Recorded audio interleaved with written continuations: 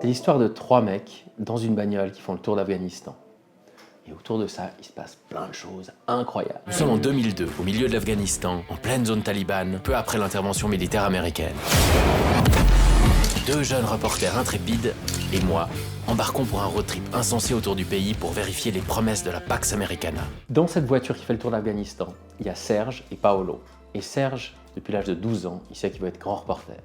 Paolo, il vient de comprendre qu'il veut être photographe de guerre. Et moi, je ne sais pas trop ce que je veux. Et je me retrouve, malgré moi, sur la banquette arrière avec ces 2 gars qui vont faire une enquête sur l'Afghanistan post-départ taliban. Et Serge et Paolo veulent faire l'enquête du terrain, savoir comment ça se passe, comment cette occupation occidentale, comment ces promesses de la Pax Americana d'un Afghanistan meilleur se réalisent sur le terrain. En fait, moi, je devais juste accompagner Serge jusqu'à Kaboul.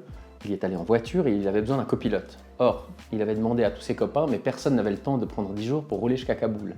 Et moi, j'avais le temps. Et donc, j'ai dit oui. Mais arrivé à Kaboul, j'étais bloqué à Kaboul, parce à l'époque, il était beaucoup plus facile de rentrer en Afghanistan que d'en sortir. Et donc, j'ai décidé de rester avec Serge et Paolo et de faire le tour avec eux. Il y a 2-3 segments qui sont connus pour être dangereux. On se connaît bien, ce sont nos voisins. Le matin, on se salue. La journée, c'est la guerre et on se tire dessus. S'ils brûlent ta voiture, c'est taliban, puis si ils la volent, c'est bandit. Faut pas s'approcher à moins de 25 mètres des mineurs, parce que ça peut sauter. Even if I put a jacket on? Attention, tu marches quand même, reste sur la... T'as pas besoin de t'approcher!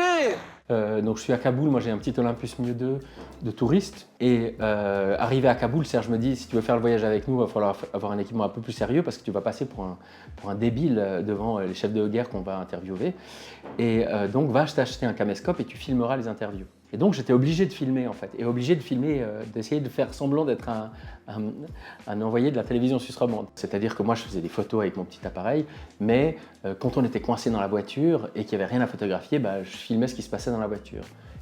Et le sujet de la voiture, c'était Serge et Paolo qui étaient à mes côtés sur la banquette arrière et qui s'engueulaient pour plein de raisons. Ils avaient toujours des raisons de s'engueuler et donc moi j'ai filmé ça et c'est devenu mon sujet principal. Ça n'existe pas ces obsessions que tu as qu'avec eux qui pensent que tu es en train de les inculer. Eux ils pensent pas qu'on est en train de les inculer. Eux ils sont en train de dire mais pas du tout ça, c'est parce que tu as ton côté protestante coupable, c'est débile, c'est absolument débile. Tu t'es fait des idées là-dedans. Il suffit de bien justifier ce qu'on fait, relaxe-toi. Les vraies informations sur l'Afghanistan, Serge et Paolo les trouvent sur la route en fait. C'est un film sur l'Afghanistan des petites routes. Moi j'ai fait 6500 photos argentiques de ce voyage. Moi j'ai jamais volé de photos, je suis pas un photographe en fait, je photographie les choses qui se présentent à moi en fait.